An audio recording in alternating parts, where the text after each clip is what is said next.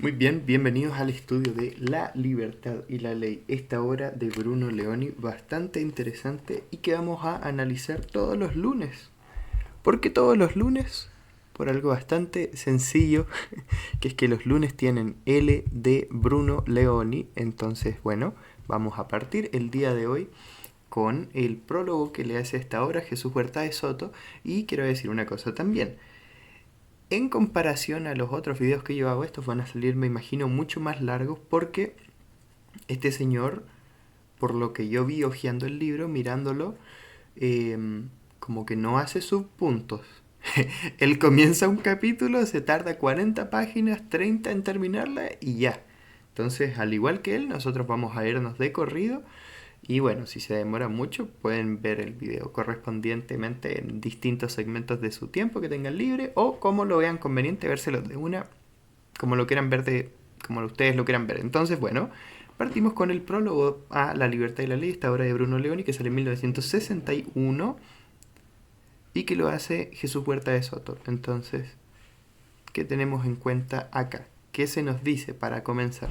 Bueno, que La Libertad y la Ley es una de las obras cruciales de la filosofía del derecho y la teoría liberal con relación al derecho, obviamente, porque esta es una obra principalmente abocada al derecho que se escribe en el siglo XX. Escrita por el italiano Bruno Leoni, esta obra ofrece una perspectiva liberal del derecho con una fundamentación en la tradición mediterránea de Grecia y especialmente de Roma.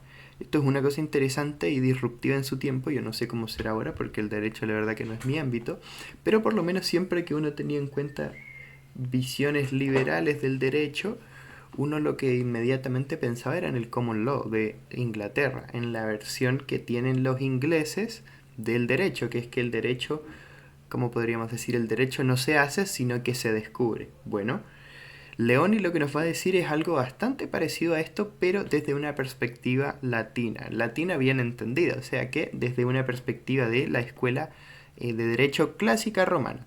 Y en estas presentaciones voy a estar leyendo también porque la verdad que es bastante contenido y más para esto que es la biografía de Bruno Leoni. Y bueno, Bruno Leoni nace en Ancona en 1913 y vive una ajetreada y multifacética vida, siendo incluso que a él le llegan a decir que parecía más una persona del Renacimiento que una persona del siglo XX. ¿Por qué? Vamos a verlo de inmediato.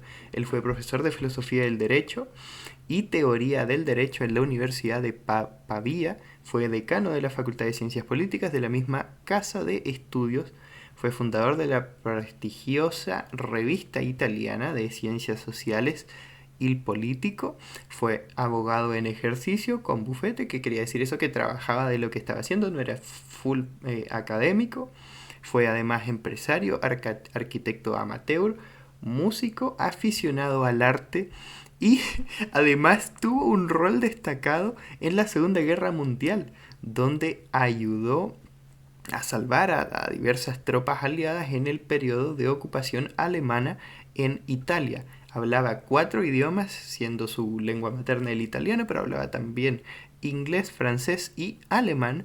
Y en 1967 fue nombrado presidente de la Sociedad Montpellier, pero lamentablemente fallece trágicamente a finales de ese año. O sea, cuando decimos que el hombre hacía muchas cosas, era que realmente hacía muchas cosas. ¿Por qué muere? Esto normalmente no se especifica mucho, pero en el caso de Bruno Leoni, él tuvo una muerte trágica, o sea, tuvo una muerte violenta, digamos, porque él fue asesinado, según entiendo, aunque esto a mí me llamó la atención, porque obviamente lo saco del prólogo de Huerta de Soto, pero cuando lo conversé con un profesor de mi universidad que es director del centro Bruno Leoni de mi universidad, o sea que el hombre algo sabe de Bruno Leoni, me dio una versión un poco distinta, pero esto es lo que sale acá.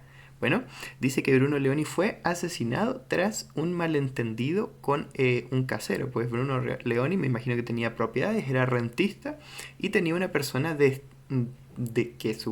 estaba dedicada a recoger las rentas de las personas y mandársela a él. Entonces Bruno Leoni como que dijo, oye, a ver, ¿por qué no me estás mandando la plata? Hubo un altercado, esta persona mató a Bruno Leoni, lo asesinó mejor dicho, y un tiempo después se dio cuenta que fue una tragedia, fue un malentendido porque le llegaron las rentas por correo a su domicilio. Bueno, después de este resumen biográfico, entremos de lleno al tema de esta obra, que es La libertad y la ley.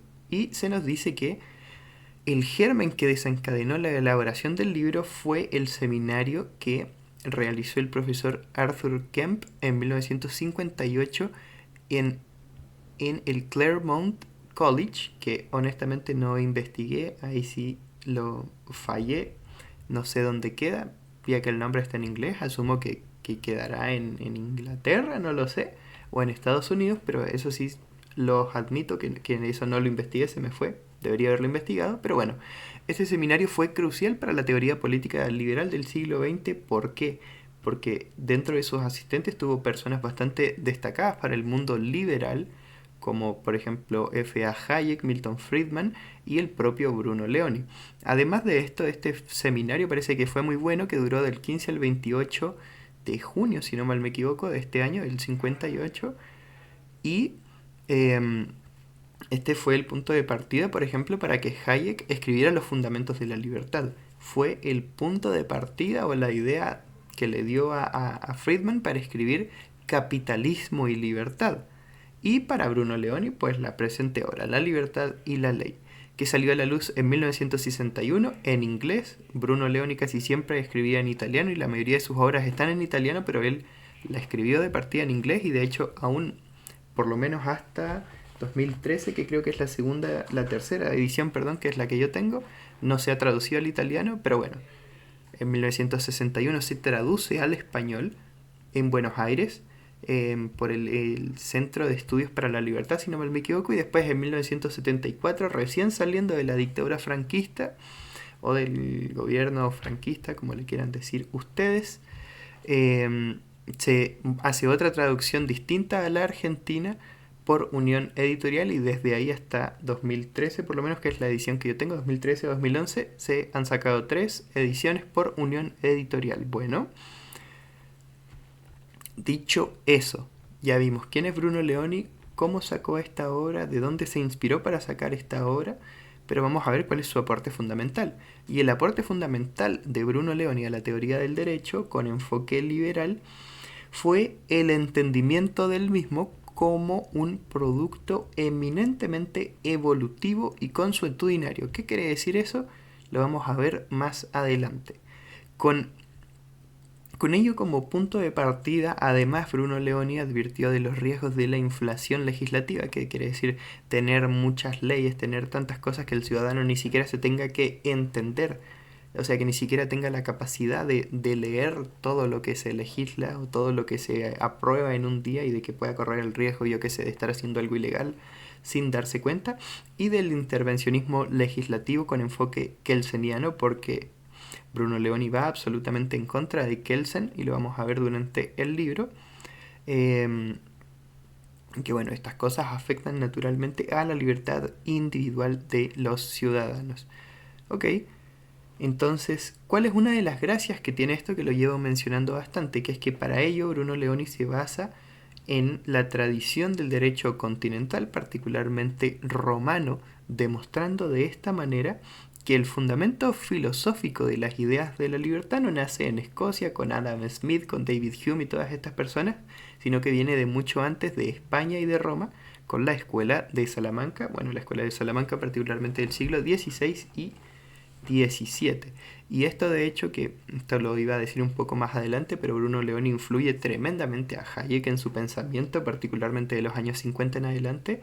Incluso incluso Hayek después comparte esta tesis de que las ideas de la libertad no vienen tanto del norte, si uno lo quiere ver de esa manera, sino que vienen más del Mediterráneo, y también Rothbard está de acuerdo, por supuesto que Huerta de Soto también.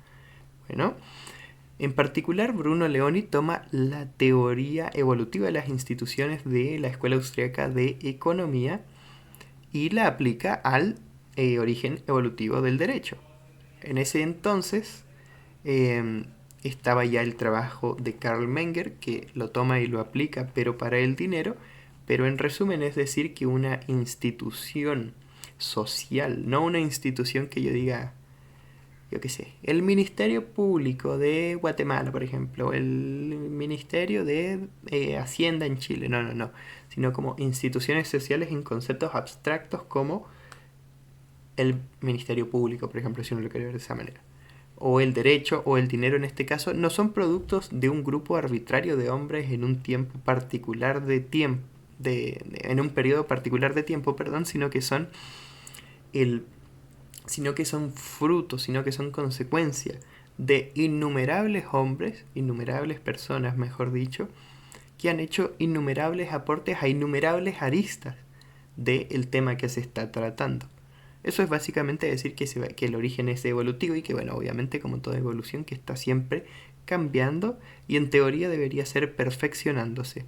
Bueno, entonces esto es lo que nos dice que el origen de las instituciones es eminentemente evolutivo y consuetudinario, como lo vimos antes. Bueno, esto era lo que Menger aplicaba al dinero y Leoni lo aplica al derecho. Entonces Leoni entiende el derecho no como las leyes positivas que genere el Parlamento, sino como comportamiento pautado. Comportamiento pautado que se ha ido formando a lo largo de un gran periodo de tiempo y que a su vez implica una gran sabiduría. ¿Por qué? Por lo que decía anteriormente, pues no es pues estas leyes, este derecho como lo comprende Leoni, no es producto de un grupo arbitrario limitado de personas, sino por una infinidad de personas que aportan en infinidad de aristas distintas. Entonces es como que cada uno coloca un granito de arena en la evolución de esa institución. Uno no puede decir, bueno, esta persona la hizo toda, la cambió para siempre radicalmente. Bueno, el aporte de Leoni además consiste en dejar de manifiesto que esta percepción evolutiva del derecho ya se encontraba presente en la escuela clásica del derecho romano. Incluso Leoni va a citar autores como Catón o como Cicerón, y estos romanos y los romanos en general, por lo mismo que estamos señalando, veían como superior su sistema de derecho frente a los de sus coetáneos, frente a la de sus contemporáneos. ¿Por qué? Porque en ese tiempo, igual que como es ahora de hecho, los sistemas de derecho de los otros que no eran el romano de esos tiempos eran simplemente hechos por el rey, por el emperador, por la autoridad del poder político que fuera. Entonces lo hacía a su medida, si se quiere ver de esa manera, y no se hacía de una manera evolutiva como nos va a comentar Leoni que se hacía en la escuela clásica de derecho. Bueno, además de eso, está de sobra decir que Leoni es influenciado en general por la escuela austriaca de economía. Él habla con muchas de estas personas, ya dije que influenció a Hayek, estaba en constante conversación con Hayek, pero además de eso, Leoni, como ávido lector de Mises, que entendía lo que era el teorema de la imposibilidad del cálculo económico en el socialismo, él lo que hace es que lo aplica al ámbito jurídico y llega a señalar que el mercado libre es en última instancia incompatible con la producción centralizada de legislación parlamentaria, que es lo mismo que años después, por ejemplo, va a decir Huerta de Soto, que es decir que la función empresarial libre es incongruente con el Estado, si uno lo quiere ver de esa manera. Y Leoni hace un paralelismo entre la legislación positiva. ¿Qué quiero decir cuando digo legislación positiva? No que sea positiva con connotación de esto es bueno, sino que positiva en el sentido de que se hace. Legislación positiva vendría a ser literalmente una ley escrita y redactada por el gobierno, por ejemplo, por los poderes del gobierno, si uno lo quiere ver de esa manera. Entonces, Leoni hace una analogía entre la legislación positiva y el socialismo, por un lado, y por el derecho evolutivo, como lo entenderé a lo largo de su obra, y la libertad, por otro lado. Bueno, como les había dicho, Leoni influyó tremendamente en el Nobel de Economía Hayek, que lo empieza a influir desde los años 50, porque cuando Hayek se va a Inglaterra, por recomendación de un profesor de allá le dicen, oye, mira, tú si quieres entender esto deberías estudiar a profundidad la obra de Hume y de todos los que le siguen y de todos los que eran sus coetáneos con relación a lo que tú quieres, de lo que tú estás estudiando. Entonces Hayek más o menos como que, voy a hacer una cosa muy burda, pero que él decía así como, no, derecho anglosajón consuetudinario bueno, derecho latino, si uno lo quiere ver de esa manera, de derecho romano positivo malo. Y Bruno Leoni le dice, mira, esto no ha sido así siempre, de hecho hay fuertes influencias de lo que tú estás buscando en la escuela clásica de derecho romano, eh, y además de eso, pues le muestra los riesgos de la legislación positiva de la vertiente kelseniana, como dije anteriormente, y le muestra esta faceta olvidada del derecho romano, que no era que Hayek no la haya encontrado así porque era mal investigador, sino porque genuinamente esta faceta del derecho romano parece ser relegada a un segundo plano tras la etapa positivista. Bueno, Hayek adoptó todas estas posiciones y definiciones que le fue aportando Bruno Leoni, particularmente de los años 50 en adelante. Incluso él llega a decir que la obra, estos son palabras textuales, la obra de Leoni, la importancia que tiene es que es el puente intelectual entre el derecho y el estudio teórico de las ciencias sociales. Bueno, entonces ahí se termina el estudio preliminar.